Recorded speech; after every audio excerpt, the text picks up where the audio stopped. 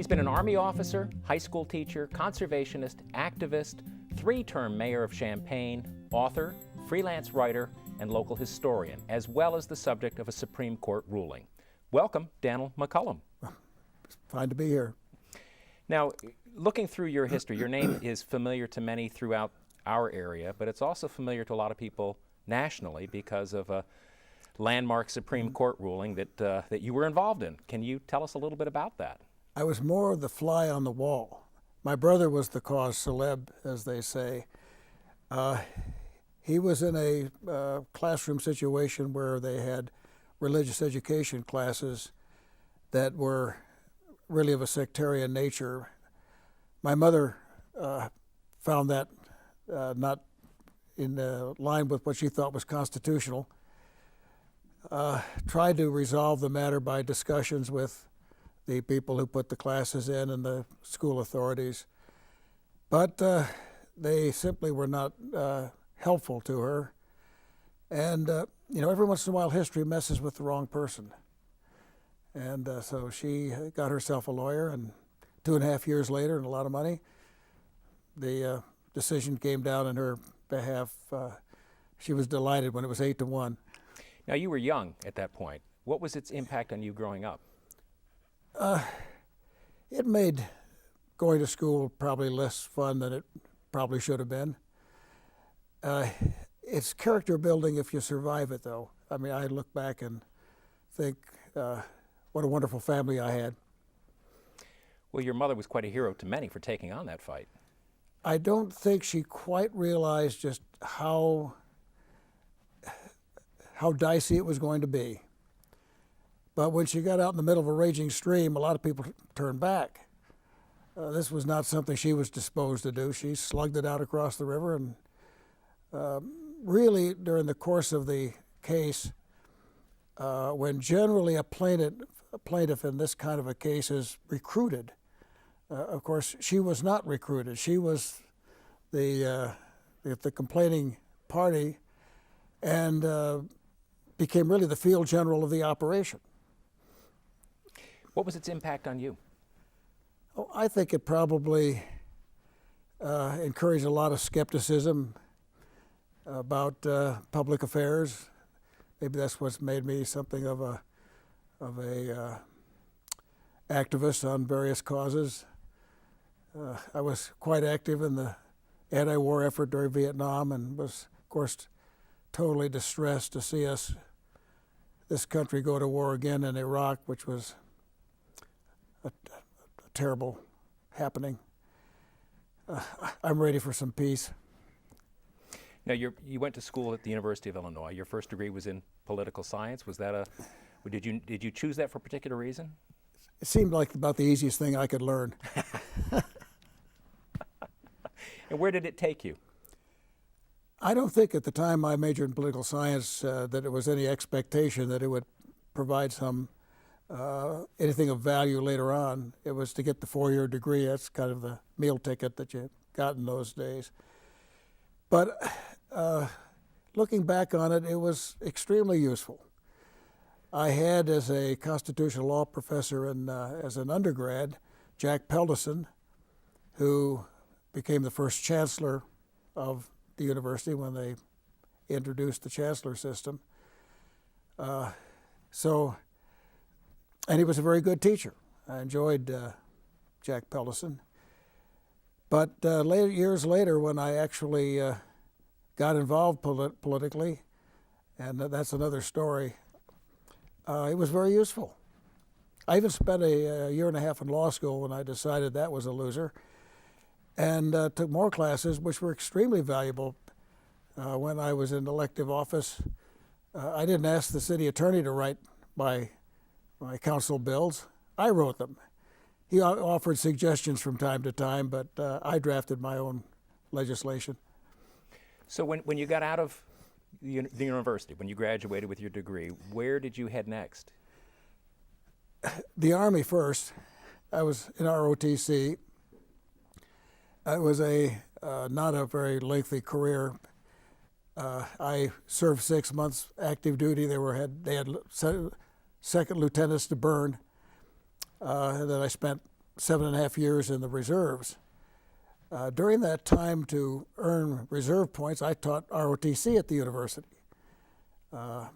It was a nice experience, and they promoted me to captain. I couldn't believe it. Now, at that point, this would have been in the early 60s? It was in the early 60s. And the Vietnam War was going on. Did that cause any conflict for you, or? The problem was it was something hanging over your head if you were in a reserve unit. I was, of course, quite concerned about Vietnam, even organized and participated in every protest that came down the road. I remember one time we actually organized a canvass where we actually set out lots of people. I sort of generaled the thing. It got so much publicity that the higher-ups in the university came down and wanted to know if we'd used any university computers to compile the results. It was somewhat laughable with respect, how do you compute averages? I could even do that. Percentages. With paper and pencil? With paper and pencil. So were you active at that point in ROTC when you were doing the protests, or? I was teaching ROTC. I see. And at one time, I'd been reclassified 3 or 4 times. You're 1A when you turn 18, but then I got a student deferment for the 4 years. Then I was on active duty, and then when I was on reserves, I had another draft card. At the time, it was stylish and helpful in these protests to draw publicity to burn draft cards. Well, I had several of them. I was working at the time and couldn't participate in the protest, but I gave them a draft card to burn, and they could use my name. I was somewhat surprised that I didn't encounter any repercussions. You returned to the University of Illinois several times to continue your education. You went off in another direction following in the 60s, in the late 60s, didn't you? I went back a second time to get a degree in secondary education, and that prompted 6 years of teaching in junior high and high schools. What many people seem to have a linear path in their life, and you have anything but a linear path. Can you explain the dots on the trail?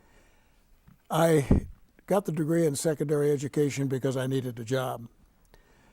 But when I began teaching in Champaign, the Champaign system, I was asked to do a extracurricular activity, which I called Outdoors and Conservation. I had students out picking up trash, and the principal came to me and said, I want you to teach a class in it. And it was quite an experience. I had kids taking field trips to the sanitary district, hauled them out to the landfill. They said I didn't take them any place that was clean or and it always smelled bad. So, but I was proudest of the paper recycling program because in the course of a year, we would pull out ledger paper. Now this is regular good paper, not newsprint. 6,000 pounds of paper. All classrooms eventually had boxes. I didn't have the power to order the boxes in classrooms, but the students said to the teachers that weren't cooperating, well, where's your box? And I had a lady friend at the time who said, you know, if you're going to have, and of course we had to collect the paper, sort it. Every week we have part of each class on a Friday, sorted paper. My friend said, if you're going to have students sorting paper during at class time, you better have a darn good reason.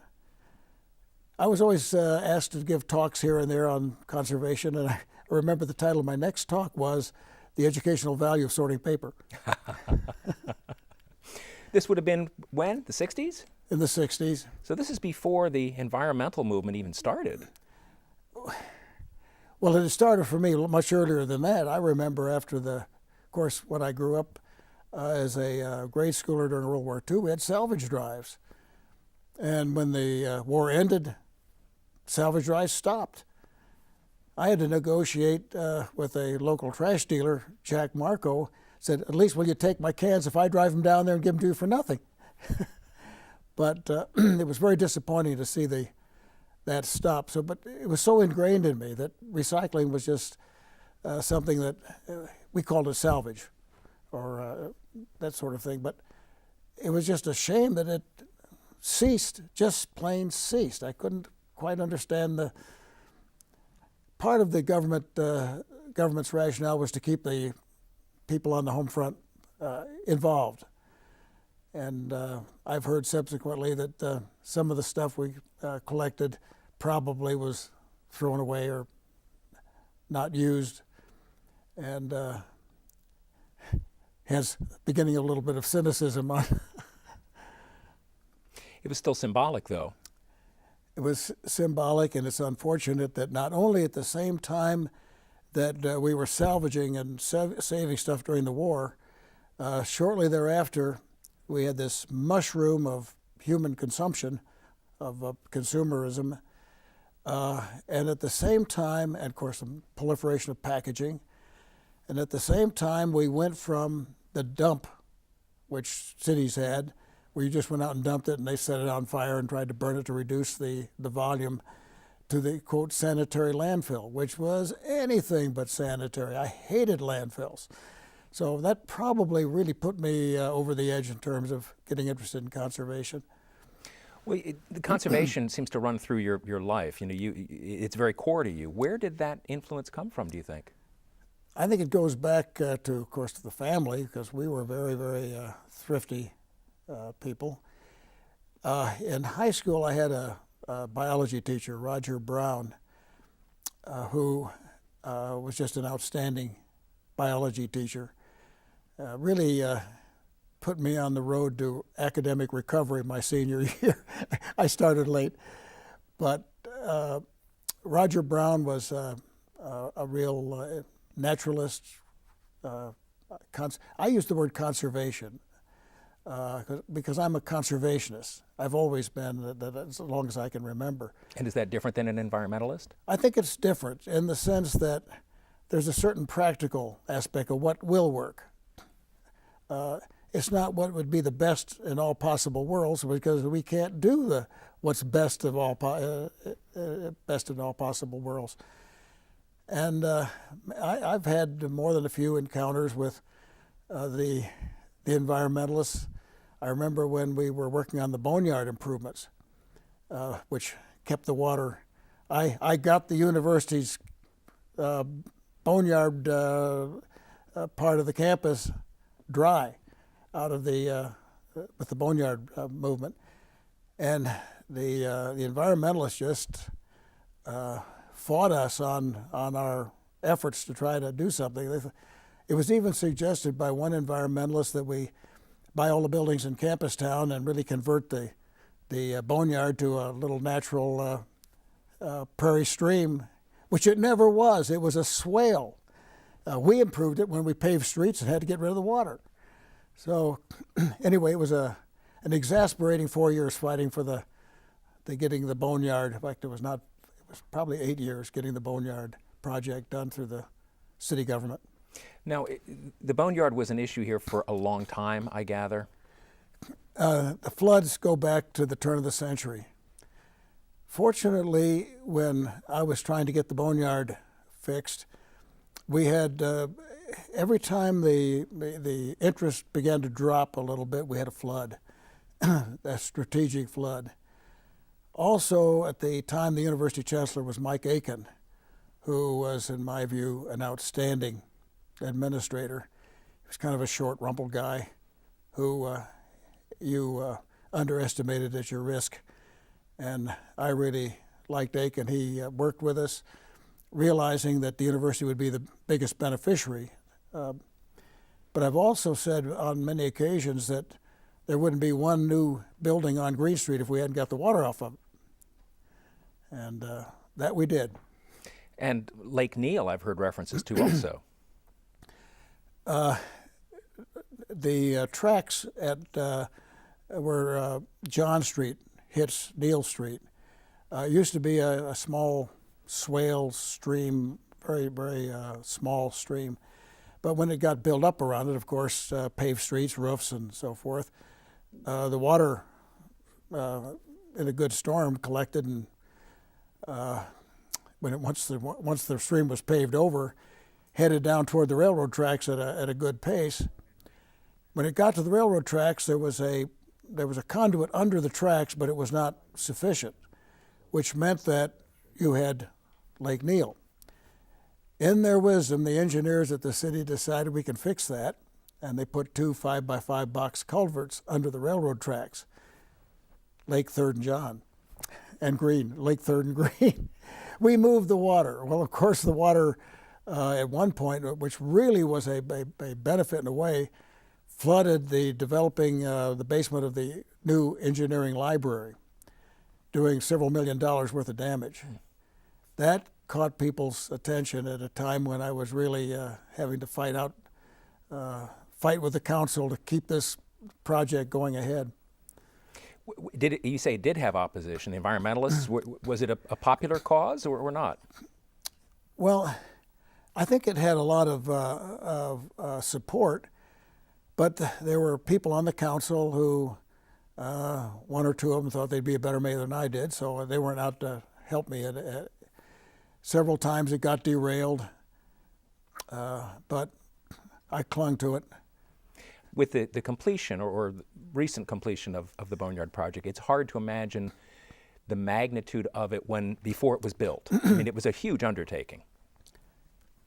Collectively, with the area from University South through Scott Park and the West Branch, which is accommodated by a huge hole in the ground, that took almost 12 years to complete. And it was probably represented the biggest single public works project in the history of the city. I mean, probably 30, 40, $50 million. It was a big job. It would be hard to imagine if it had not happened where Champaign and the university would be today. There would be no tall buildings on Green Street. Interesting. Now, up until the 80s, you had not entered politics officially. You had a lot of opinions, but something changed. There was a vacancy on the council. I was a little tired of the good old boys I thought were running the city. So I went to a lady who was up on her numbers, a political science teacher at Parkland, and asked her to run for the position. I'd be her campaign manager. She politely declined. I approached another lady up on her numbers. She declined. And here I had offered to be their campaign manager. I was willing to do my bit. The third woman said, if you run, I'll be your campaign manager. Rule, do not deliver yourself into the hands of an efficient woman. So I wound up on the city council. After 3.5 years, I decided I wasn't really making the imprint that I had wanted to, at least for the expenditure of time, I was not getting the results I wanted. So it was either up or out. And I ran against an incumbent and 2 other people. In the primary, I finished second. That meant it was down to just 2 of us. And the incumbent, unfortunately for him, didn't even place. He was 3rd man out, which was so he was not in the general election. And with a great deal of support for my opponent in the local newspaper, I still managed to win. Nothing like knocking on 9,000 doors. Just sheer hard work. So you were passionate about it then? Well, I would say that I always have referred to coining a phrase from Henry Mencken. It was a bizarre jest of the gods that I ever wound up mayor of Champaign. Well, you not only were mayor, you had the longest tenure of any mayor in Champaign's history. Up till that time, only one other mayor had served 12 years, but it was a broken term. But since that time, my record was tied by my successor. It's interesting to note, however, that I had opposition every time I ran. And referring back to the law case, Of course, it was well known in the community and remembered by the older folks, and it was never a political asset. Never a political asset. Something you had to overcome every election. I had opposition every time I ran. Interesting. Now, you were not without controversy during your term. One of the more visible historical markers was Gay Pride Day being announced jointly, correct? That was really quite an interesting 2 weeks. It played out over 2 weeks. Robert Michael Doyle, an activist, asked me if I would do a gay pride proclamation. I said, of course. And he said, well, I want the mayor of Urbana to do likewise, a joint proclamation. And Jeff Markland, who was mayor at the time, agreed. So we issued the Gay Pride Proclamation. Somehow the network of probably the more evangelical-oriented groups seemed to have done a call around. And when I showed up at City Council Monday morning following that, every line to City Hall was lit up. And I realized that well, first of all, the demand of the people who had called and had received when somebody had answered the phone and said they wanted the proclamation to be withdrawn. Well, I wasn't going to do that. It was not in the family. I mean, my mother didn't back down. I didn't intend to back down. I told the secretary, cancel everything I'm doing for at least today and maybe tomorrow. We'll see how it works. I'll talk to everyone who calls.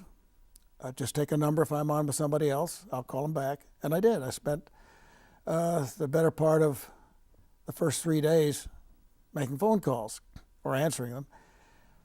And it was what I thought I was trying to do was at least provide them what they should have learned in civics class. People told me I would never be reelected, and I said, well, I felt about reelection when I went to Jeff Markland right after I got elected and said, Jeff, if you help me merge these two cities, I'll stand down. And I meant it. Jeff said he would like to have been the mayor, the first mayor of Champaign-Urbana, but his city had always voted against it. Of course, I said mine had too, but so nothing came of it. It was but Jeff Markland stood firm on this as well as I did. I didn't call him, we didn't talk, but he did. He stood firm on it as well. And by Wednesday or Thursday, the calls, which had been predominantly, overwhelmingly vilifying us, began to think, as more sober people began to think about it, the ratio began to change. It was kind of interesting that the managing, I should say the operator of the News Gazette, John Hirschfeld, did a commentary on it. But then I'd been kind of quiet to just let the thing drop. But he went after us, and there's a little column in the paper, and so I took a deep breath, and I really told him what I thought. But it was, in fact, the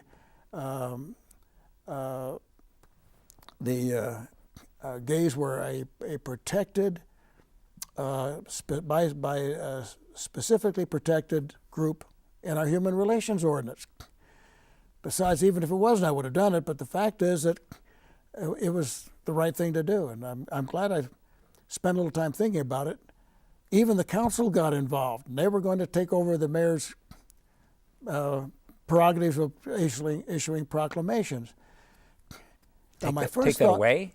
Yeah. What my first thought was, I'm a mayor. I'll proclaim anything I want to proclaim.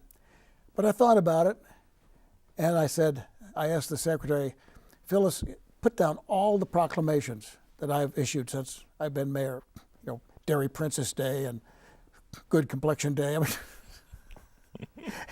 and I sent that out to the council. And I remember one of my favorite council members, John Schumacher, slapped the memo on the table, and he said, "I'm not going to fool around with this." Now, of course, if I had alienated the council, which my first inclination was to do, I would have had bad relations. It was just best that they understood, hey, maybe this is, we have no business in fiddling with this. So you were still a little strategic. Politic. Your judgment was intact. Well, when I thought about serious things, and I'd say about 50-50 how I reacted. Sometimes I thought about it and did the right thing. Either talked it over with my wife, the city will never know what they owe her, or Steve Carter, the city manager. They both were pretty good at sanding off the rough edges. Now, you had a pretty regular correspondence with John Hirschfeld, a rather public correspondence, didn't you? John also represented the liquor, most of the liquor licensees. And so we butted heads on that. I would not say that John and I are about the same age. He's a year older than me, but I would say that we've never been friendly. But it got to be kind of an interesting interplay while I was mayor, and I really and John was one to try to influence opinions. He was a Republican Party head. He ran the newspaper, had a lot of influence. But I have to appreciate that the editor, John Foreman, actually did a yeoman job protecting the news staff of the paper. And I didn't give many keys of the city away, but I gave one to John Foreman. Interesting. And when I would put a rejoinder over that, like the gay pride commentary that I said, John printed it, John Foreman. Now, John Hirschfeld also had a radio show. He described he was a little bit ahead of his time, it sounds like. It was kind of funny because I actually was on Ricochet one time, and he started to say something good about me, and I said, John, be careful, you're costing me votes. Did he appreciate the humor? I hope so. Now, you had a somewhat whimsical award in the 90s. You were named Champaign County's most valuable citizen. Now, where did that come from? In 1995, I believe, or somewhere in the early 90s, the Champaign County Chamber of Commerce began awarding a most valuable citizen award. It might have been the mid-'80s.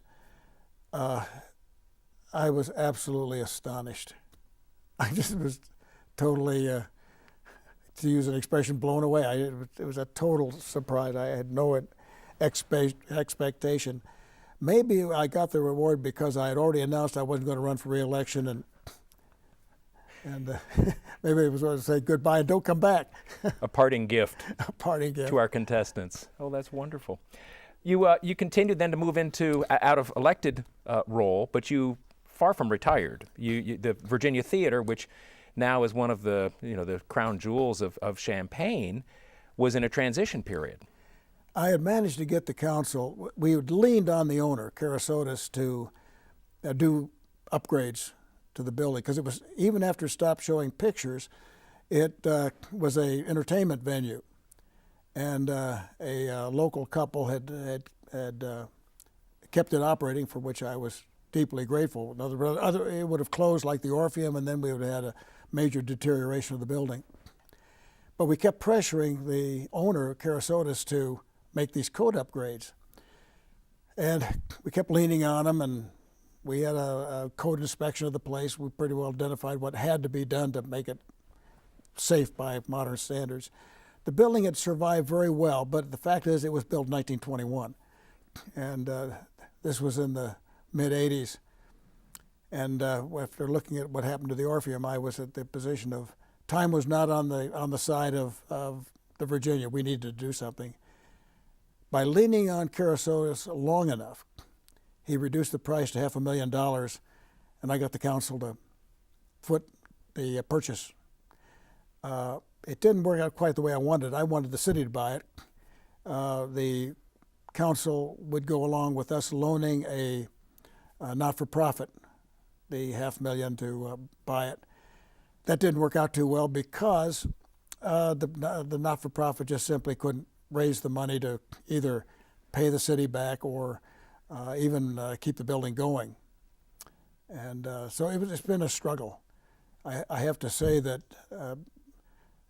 we got a major boost from Robert Tolson, who was the general manager of the Park District, and an outstanding public administrator. He and Steve Carter just stand miles above every other public administrator I ever met. And Bob decided that the park should take it over. So I lobbied, although I was out of office, to have the city forgive the debt, and the park has really run with it. Was there widespread support for it at that time, or did you have to build public awareness of it? Well, I tried to raise the money. I felt that if 500 people would each contribute $1,000, and were more than 500 people who could write a check for $1,000 without not really hurting much, and some not hurting at all. So I donated $1,000 and tried to get a few others to do it, but that failed miserably. And the situation looked bleak until Bob Tolson entered the scene, and the city very wisely forgave the debt. I mean, the public benefit of the theater is just, well, how would you create such a thing today? How could you build such a thing today? Well, it really was a very key element in the rebirth of Champaign, at least the downtown area. Well, I was interested in old buildings to start with. I finally, because we were losing old buildings so fast, got the council to agree to allowing the liquor commissioner, the mayor, to issue A liquor licenses, that's the tavern license, to anybody who would redo a building above a certain square footage. They had to do a certain square footage. The building had to be older than 1940. Now, functionally, that meant the building was back before the Depression, because there was no building going on during the Depression. Then you had World War II. There was no building going on there. So it really functionally, it made it sound more reasonable. But the fact was it was aimed for buildings that were mid-20s or older. And there's a lot of bars downtown. My rationale was not that I wanted to create more bars in the downtown, although I did want to support the downtown becoming a venue, an entertainment venue, which it is more than done. But it was you'd have a redone building. You had a building that could, if the bar failed, then somebody else could use it, and it worked out pretty well. Did you have other cities in mind that you were using as examples, or were you making this up as you went along? For that, I was pretty well flying alone. Were there any buildings that were lost in that period that you really regret? Most of the buildings that were lost that I regret happened before the time I was in office. The Flatiron Building, which stood where the parking lot is there at Neal and Church and Main, the crazy corner, that was torn down. That shouldn't have happened. Just too many buildings became parking lots. I couldn't name them all. And I certainly, since I grew up with the downtown, and pretty much it's I would say the end of its heydays. And that's up through probably 1950. The losses then became considerable. I was very sorry to see a downtown that when I was a kid during the Christmas time, you had to fight for space on the sidewalk. And when Marketplace came in, the great sucking sound went north. Like small cities all over the country. Oh yeah, it was. They weren't. the major retailers weren't out to get Champaign. They were doing it everywhere, and the effect was the same everywhere. Well, they had a lot of schemes to try to save the downtowns. One was the downtown mall. The other was Lincoln Square, neither of which worked out very well. I still am sorry about Lincoln Square because it obscured the most beautiful building in downtown Urbana, and that's the Urbana Lincoln Hotel. Mm-hmm. Beautiful building.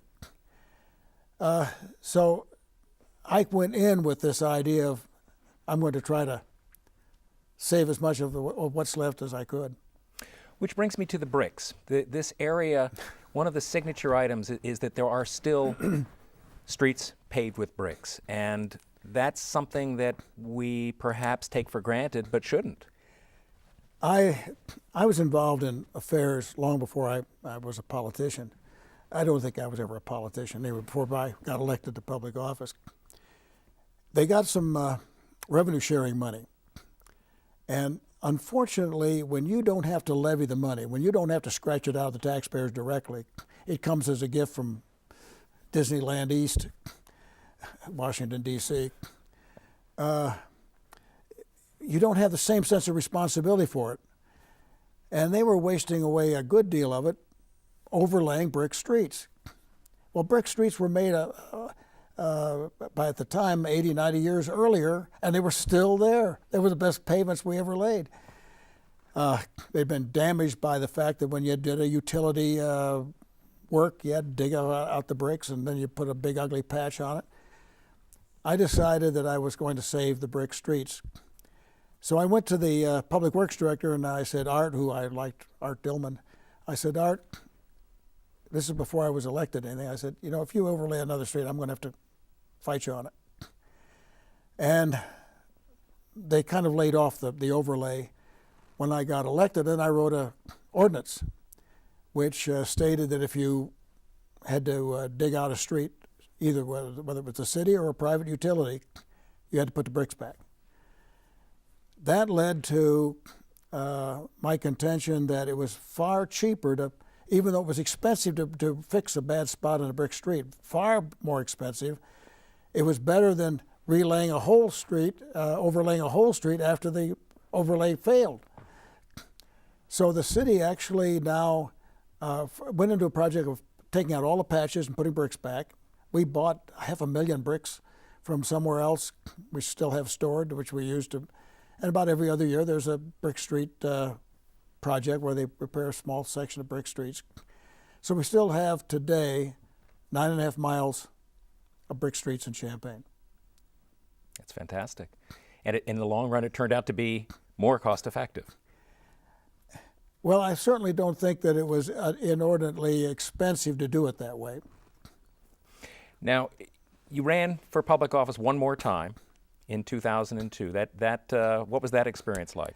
I was asked to run for the state senate. There'd been a redistricting, and it looked like a district that was competitive.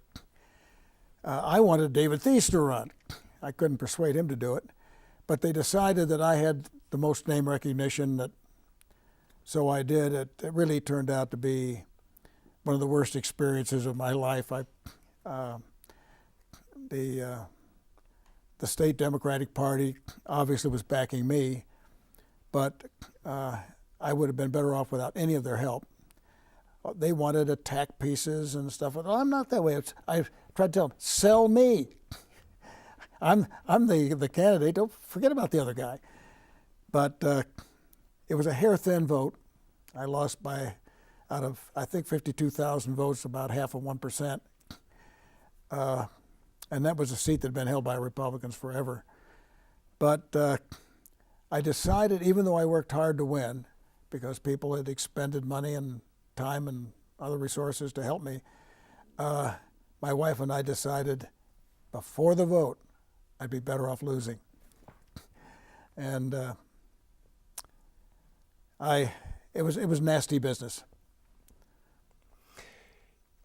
At this point, are you done running for elected office? Oh, I'm definitely. She'll leave me if I don't. There's not an issue that you would take on today. if I were to consent to run for another office, public office, she'd leave me. I can't afford that. Well, I noticed that when you arrived today, we're in the late winter months here in Champaign, Urbana, and you arrived with helmet in hand. You rode your bike here. I've always been a biker. When I went to Uni High School as a high school student, I rode from Southwest Champaign to Uni every day that it was possible to ride. I've done century rides, one cross-country ride, and it's almost a family tradition. My younger brother is a biker. My nephews are bikers. It's one of life's great pleasures. People think that you're riding because you're an environmentalist or a conservationist. Well, but I plain like to ride a bicycle. Very nice. It's one of the most efficient ways. In fact, I think it's been computed as the most efficient use of energy that an individual can expend on for their transportation. Well, your love of this community is clear to all.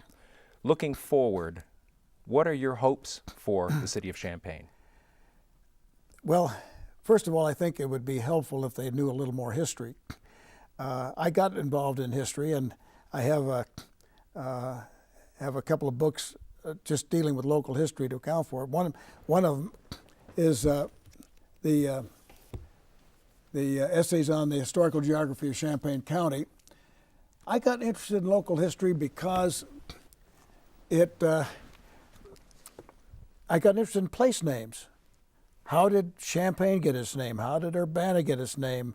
How did Fithian get its name? Pretty soon you learn quite a bit of history just figuring out where these names came from. Pretty soon I got into it whole hog. I had a roommate for a short time who I remember came home from Bloomington. There used to be a wonderful used bookstore, Putnam's, and he had this leather-bound book and looking very wretched. Paid $50 for it. I said, I couldn't believe it, $50. Well, a couple of years later, I was out there buying books at $50 and more a book. You get hooked on it.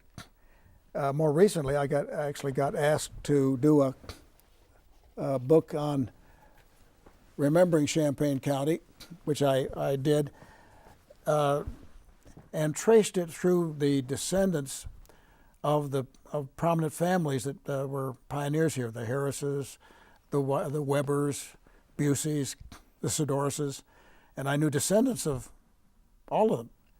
And so I would my connections indirectly to the original through these descendants was more or less the theme of the book. Another book I did, of course, I'm a compulsive recorder. I had access to the papers of the McCollum law case, so I finally wrote a book. Actually, the book was written quite a while back, the manuscript anyway, but it wasn't published until 2008. And if you'll note, the title, "The Lord Was Not on Trial," was used by Jay Rosenstein in his documentary. That came about at the first day of the trial when a young man showed up and he had announced to the superintendent of schools, Dr. Mellon, who was a tall, civil individual, announced he'd come to testify for the Lord. And Dr. Mellon said, well, you'll have to talk to Mr. Franklin, our attorney. He walked over to Franklin, who was a tall, Lincoln-esque, like-looking character, announced he'd come to testify for the Lord. And I can just see Franklin, who I got to know in his later years and nice relationship. He said, the Lord, sir, is not on trial here today. I knew when I heard that story that the title of the book was what it was going to be. The other book, going back to the conservation, was I really wanted to be a conservation guru. I really wanted to be that. I didn't set out to be a politician. I wanted to be a conservation guru. And out of my classes teaching conservation, I had the theory that if the kids did it, and actually doing things, not just learning about it, but doing it, that was a far better educational approach to conservation than just simply rattling it off in a class and giving tests. And when I had a chance, I sat down and began to write down the projects that I had done with these kids. And it was a wide variety of projects. I even took them on canoe trips, wanting to show them that there was a local stream you could canoe that was 15 minutes from the school. And a fellow teacher at Jefferson worked with me on that, and we probably took a couple hundred kids down the river at various times over a 5 or 6 year period. So I could not sell either the recreational aspect, especially for children who had been deprived of this kind of an experience. It's minorities and people of lower socioeconomic levels just don't get the experiences I had growing up. And here I had a fleet of canoes that the Park District I helped the Park District assemble. But we had a stream that was 20 minutes away. We would leave school on Friday afternoon, drive up, put in the river, canoe down the river, camp overnight. And but I could never sell it. I could, but I would have, and if this book had sold, I would have been today a conservation guru instead of a tired ex-politician. Well, somehow I don't think you've given up yet. You've led by example your entire life, and we're very appreciative of you, Dannel McCollum, because you are truly an Illinois pioneer. Well, thank you. I'll take the compliment. Thank you. And for Illinois Pioneers, I'm Mark Leonard.